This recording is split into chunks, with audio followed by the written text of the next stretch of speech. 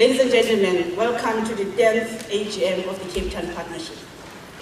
It is indeed a very special AGM. We are happy to have all of you here.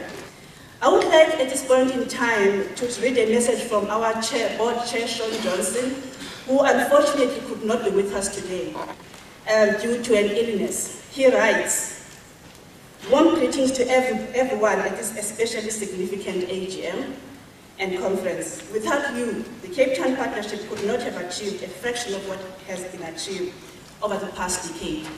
Special thanks to the partnership staff and board for all the hard work this year. We wish Sean Johnson a speedy recovery." Ladies and gentlemen, at this point, I would like to invite Andrew Boren, the Chief Executive of the Cape Town Partnership, to present the highlights of 2009 to us, to present the countdown to 2010, and to introduce us the life after 2010. Andrew. 2 years ago, we in the Central City, in consultation with our partners, sat down and said, what are the goals for ourselves with regard to leveraging this 2010 event? It's a mega event. It's not the event that will solve all our problems, but we ignore it at our peril. And we said, we want to enhance citizen participation, firstly. We want to, secondly, organize a unique and authentic Cape Town experience for our visitors.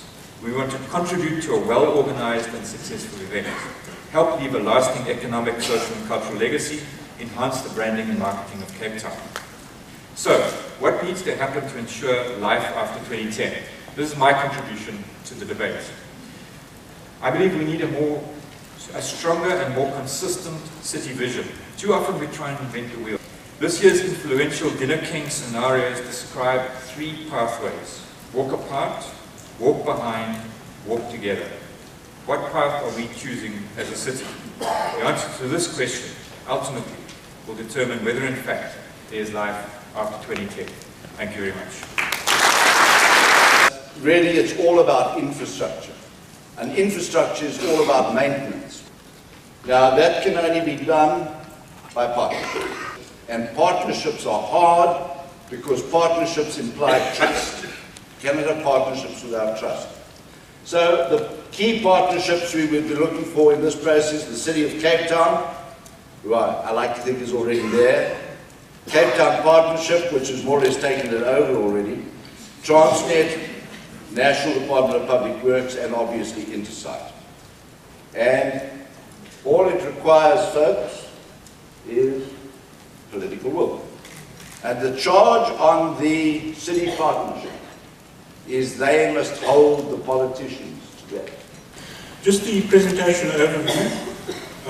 What we've about to experience in the World Cup has been preceded by an enormous program of investment into our infrastructure.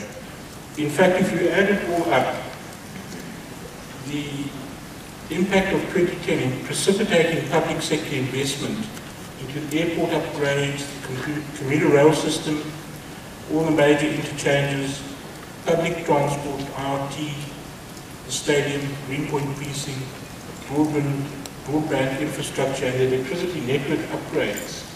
This precipitated and orchestrated around 2010 amounts to something like 12 billion rands worth of investment in the city's infrastructure. It's not just about a commuter service, it's about a public transport system, which I think our city is clearly in need of. Andrew, thank you for the opportunity also to present to you today what we are planning for Cape Town Station, which is actually more than Cape Town Station, is going beyond Cape Town Station. We are saying Cape Town Station Project 2010 is but the beginning of our planning going forward.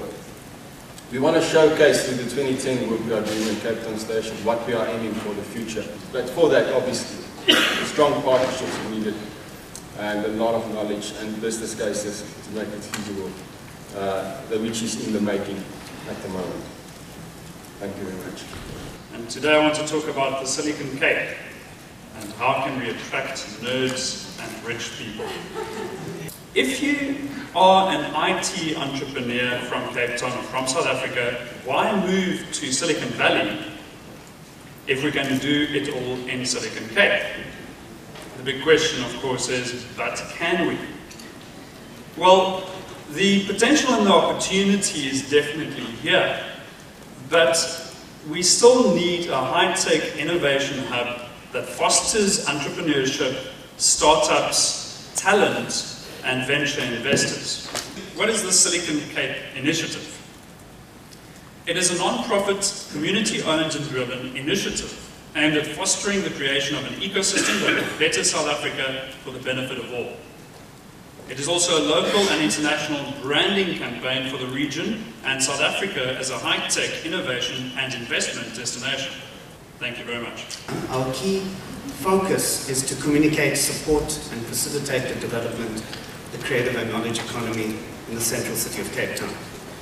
Essentially, our key job is to build a creative milieu, a proactive creative milieu, or in the words of the previous speaker, an ecosystem in the central city, a way to build a network of informed creative economy practitioners, knowledge entrepreneurs.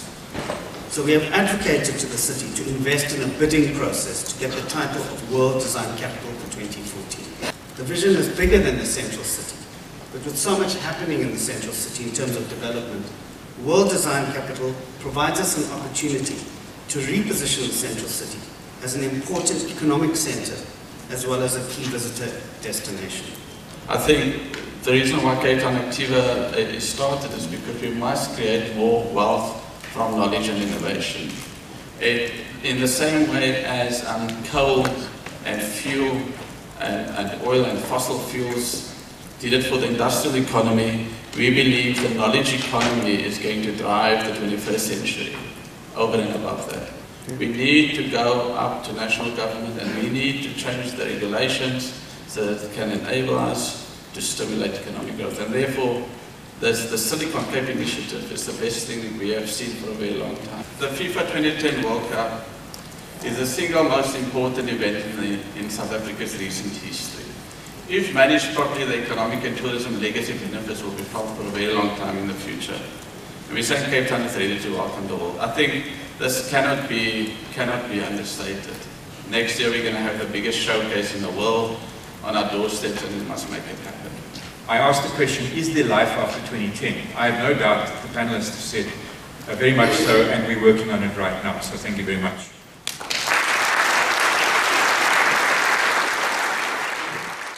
I think it was a fantastic presentation. I think it was good to actually address the issue of life after 2010. Yeah. Many people ignore it, but I think it was also good to really talk about development in a positive way and to also really position infrastructure and human infrastructure as the way forward. From all the presentations, I think the one that's captured my mind was the combination of the nerds and the business people. Yeah. I mean, technology is the way to go. I like the balance of the event. I like the fact that it was half sort of built environment because that's my speciality, and half, if you like, creative because it's my wife's speciality, and we're both setting up businesses in Cape Town, so the entrepreneurial spirit attracted it. The issue for me is one of the city communicating the benefits of 2010 to its whole population. And I don't think enough's been done there. I think there's still opportunities to get out there and get every single person in the city enthused with what 2010 means, and obviously the sustainability issues thereafter. There's so much potential, people are hardworking, there's so much passion in the city, and you can see already how people are coming together, meeting deadlines, making things happen. Okay, well I think it's quite clear that there's enormous investment in the infrastructure of Cape Town, which is creating the platform for economic growth across the city. And it's also very clear that we have the massive potential to be a creative city of Africa. The basis is in place, the ideas are in place for expanding that, and we must facilitate it to go into the future.